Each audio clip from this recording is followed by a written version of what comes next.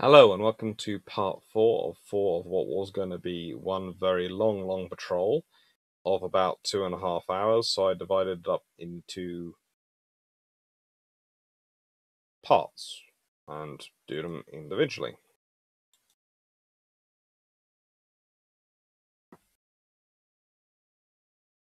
Hope you enjoyed this one.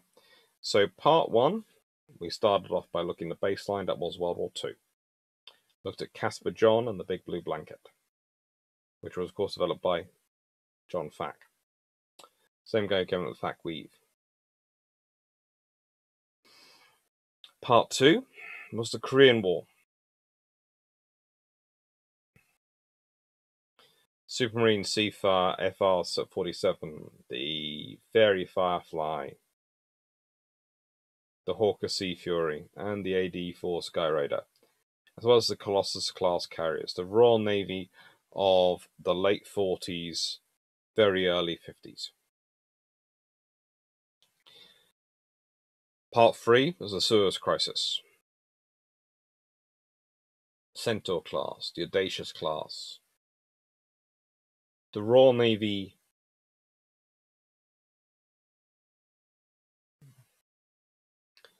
of the late 1950s, of the middle and late 1950s. The capabilities it brings to the service. And now it's time to conclusion. So what was the effect of the early jet age and how it affected naval strategy and tactics? Well, first off, it's airborne early warning. Pythagoras' theory is what's basically used to work this out because it's all triangles. And pretty much, as I said right back at the beginning, the aircraft carrier has the longest range for its radar because it's the tallest. So its horizon is the furthest away. And the horizon is the point at which the radar merges with the Earth's curve of the Earth. And that creates a horizon. And so a radar can say, we can see targets out to 500 miles. That's great. They can see targets out to 500 miles as long as they're above a certain altitude at that 500 miles. It's not so much a cone as a flat line that goes up.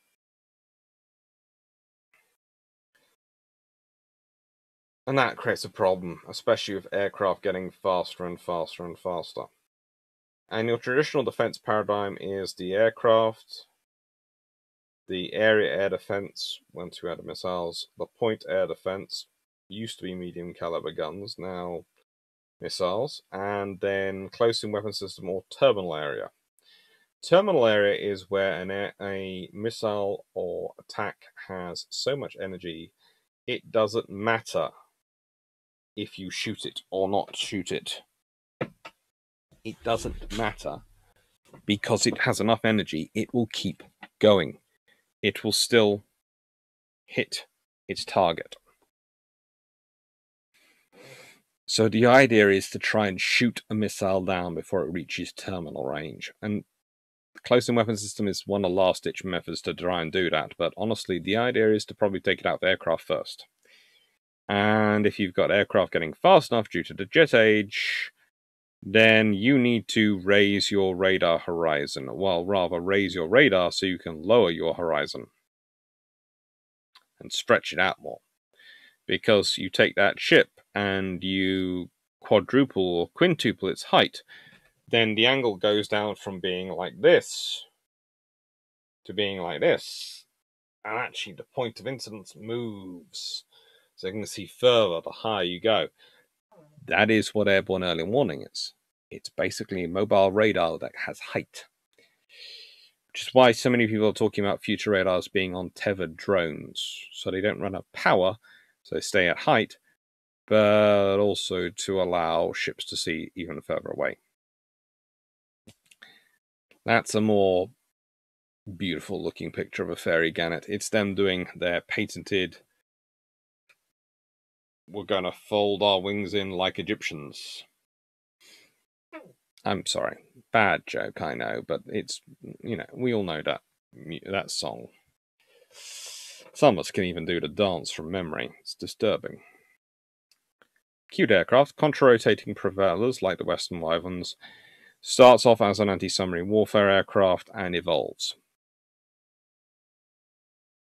And the Royal Navy realizes it needs it as an anti-submarine warfare aircraft when it's ordering it because it really, really needs to start dealing with Soviet submarines. And again, I didn't talk about that last time when I was looking at this, did I? This is the response to the Soviet submarine threat and to the Soviet surface radar threat immediately, is to have a reconnaissance aircraft which can find them and also deal with submarine threats. So what's the air group of the late 1950s like? Well, here is what HMS Bulwark, yes, Bulwark, are very friendly. Again, go back.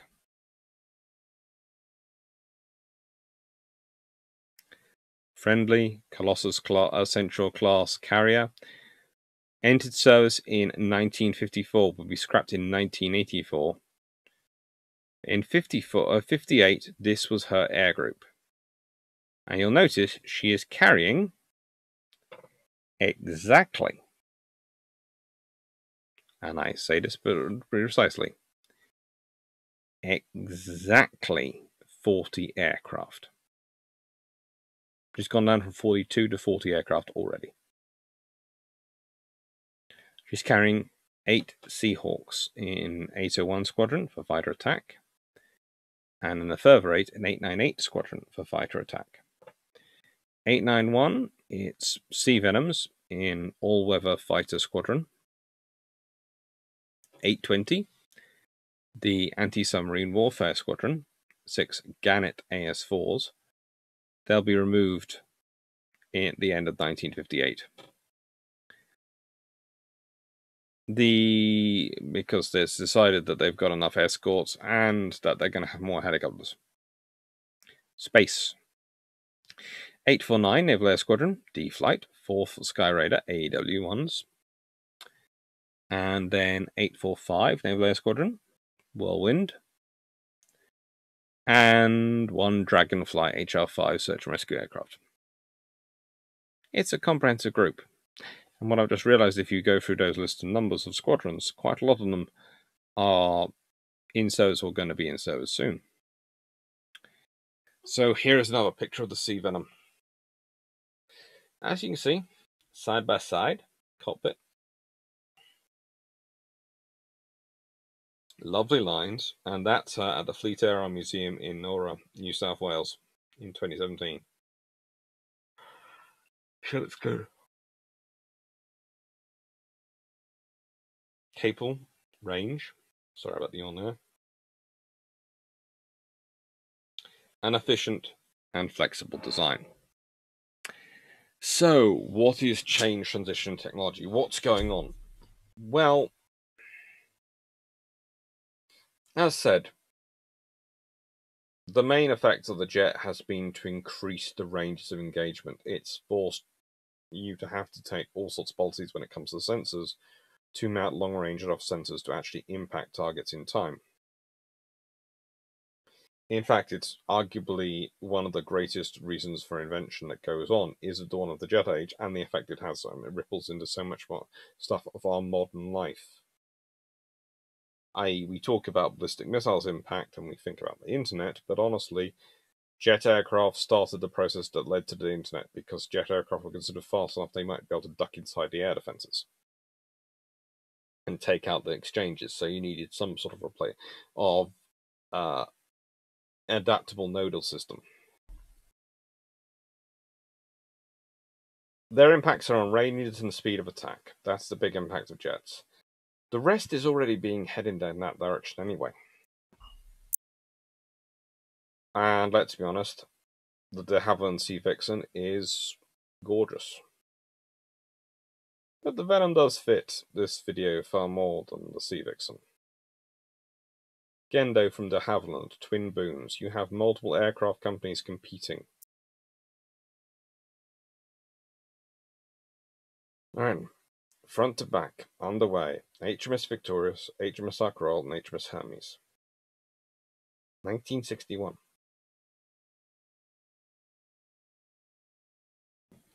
And multiple times I have talked through this about the sheer number of aircraft carriers the Royal Navy has in service, and how often they are able to mount multi-carrier operations.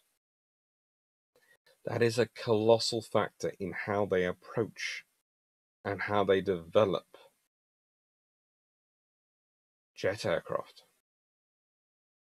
At no point are they contemplating being the lone aircraft carrier in the Atlantic. They always think they're going to have another couple more, because they do have them. They have them all around the world. And they're useful all around the world. They give them presence. They give them purpose and statement. And they can do a lot of visible work around the world. Aircraft carriers are great for that. You can send people.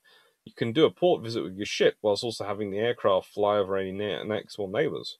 That's why port visits to America are waste, really, because they don't have any neighbours really in close flying range. So,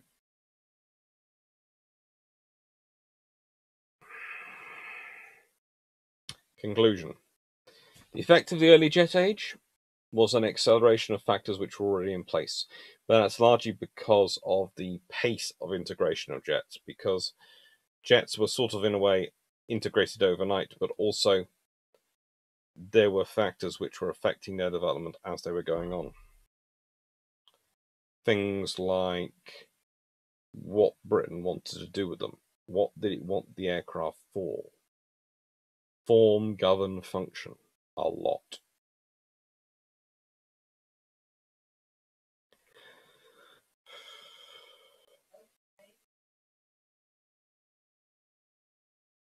Anyway, I hope you found it useful. I think I'm going to finish the log patrol there. That should make it roughly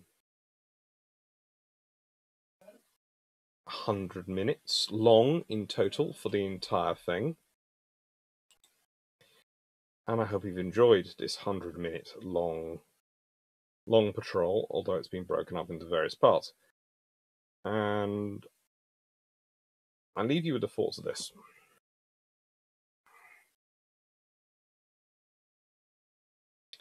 I put the question here when I'm putting in context of change in addition to technology.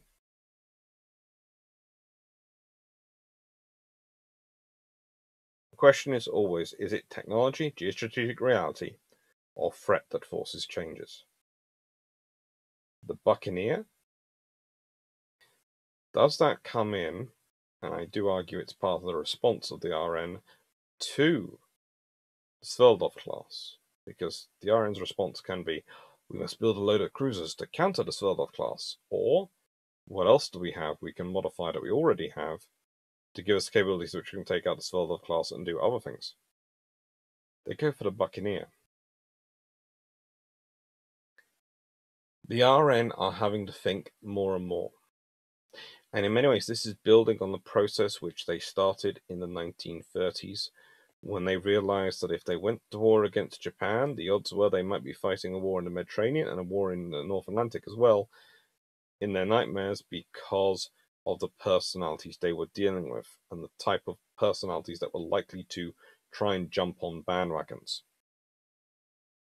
So you had to start working out to think of how would you fight the fights when you are outnumbered. Well, this is the RN start thinking about how we're going to fight the fights when we're on a par. We need to coordinate with allies. Yet we must secure our own interests in such a way as to give us power and presence within the alliance, so we can shape it to an extent to what we need it to do. Yeah. It's complicated. Aircraft carriers for a long while are part of that. Then they're not. Then they are again.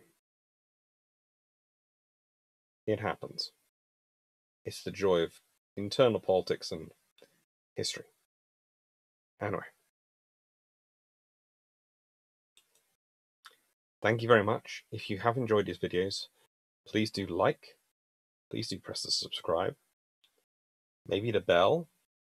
Perhaps join us on Discord or Patreon. And also remember, the links to the articles are in the description. So if you want to go have a read of them, please do. Global Maritime History always likes to thanks to customers. Thank you very much and take care. Hope you enjoyed. Have a nice day. Or evening, or whatever time you're watching this.